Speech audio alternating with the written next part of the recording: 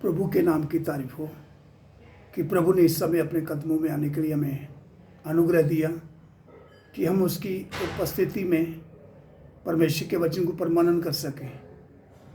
तो आइए वचन को देखेंगे। मत्ती 7:7 और लूका 11:9 से 13 वचन तक, दोनों वचनों को मिलाकर हम यदि पढ़ेंगे तो हमें अच्छे से वचन का मालूम चलेगा। पवित्र आत्मा हमारी ज़रूरत के अनुसार हमें सिखाएगा, समझाएगा। तो आइए वचन को पढ़ते हैं, सब थोड़ा ध्यान से सुने। मत्ती 7:7 में लिखा है, मैथ्यू चैप्टर 7:7। आइए वचन को पढ़ेंगे। मांगो तो तुम्हें दिया जाएगा, ढूंढो तो तुम पाओगे, खटखटाओ तो तुम्हारे लिए खोला जाएगा। इधर परमेश्वर का वचन बताता, मांगो तो तुम्हें दिया जाएगा। ज़्यादातर लोग इस वचन को लेकर शारीरिक बातों के विषय में परमेश्वर के सन्मुख मांगते हैं। तो ज़्यादातर आज चर्चों में यही सिखाया जा रहा है, मांगो तो तुम्हें दिया जाएगा। तुम्हें गाड़ी मांगो तो गाड़ी मिलेगा, बंगला मांगोगे तो बंगला मिलेगा, विदेश जाने के बारे में मांगोगे तो प्रभु आपको विदेश लेकर जाएगा। जबकि परमेश्वर का वचन हमें शारीरिक बातों के विषय में प्रार्थना करने से और प्रार्थना के द्वारा मांगने के विषय में हमें मना करता है। तो आइए इसी वचन को हम आगे और देखेंगे। जैसे हमने मत्ती 7:7 देखा है, उसी मुताबिक हम लूक चैप्टर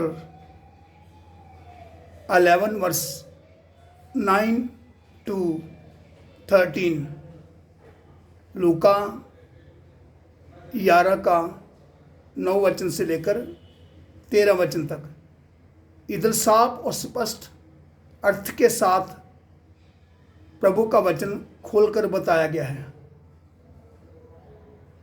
प्रभु आप सबकी मदद करे इस वचन को समझने के लिए। आइए वचन को पढ़ेंगे, सब थोड़ा ध्यान से सुनेंगे।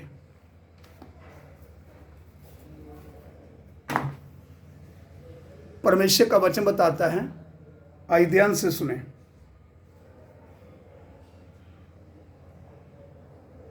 और मैं तुमसे कहता हूं कि मांगो तो तुम्हें दिया जाएगा, ढूंढो तो तुम पाओगे, खटखटाओ तो तुम्हारे लिए खोला जाएगा। क्योंकि जो कोई मांगता है उसे मिलता है, और जो ढूंढता है वह पाता है, और जो खटखटाता है उसके लिए खोला जाएगा। तुम में से ऐसा कौन पिता होगा कि जब उसका पुत्र रोटी मांगे तो उसे पत्थर दे, जहाँ मछली मांगे तो मछली के बदले उसे सांप दे, जहाँ अंडा मांगे तो उसे बिच्छू दे। 13 वचन के ऊपर हम गौर करेंगे। 13 वचन क्या बताता है? इधर 13 वचन में अर्थ के साथ बताया गया है। आइए ध्यान से सुने। अर्थात 13 वचन, अर्थात जब तुम बुरे होकर अपने बच्चों को अच्छी वस्तुएं देना जानते हो, तो स्वर्गीय पिता अपने मांगने वालों को पवित्र आत्मा क्यों ना देगा। देखो, तो साफ परमेश्वर का वचन बताता है कि प्रभु अपने मांगने वालों को पवित्र आत्मा देगा। तो इसका मतलब क्या है कि प्रभु आत्मिक बातों के विषय में मांगने के लिए बोलते हैं, शारीरिक विषयों के लिए मांगने के लिए नहीं बोलता।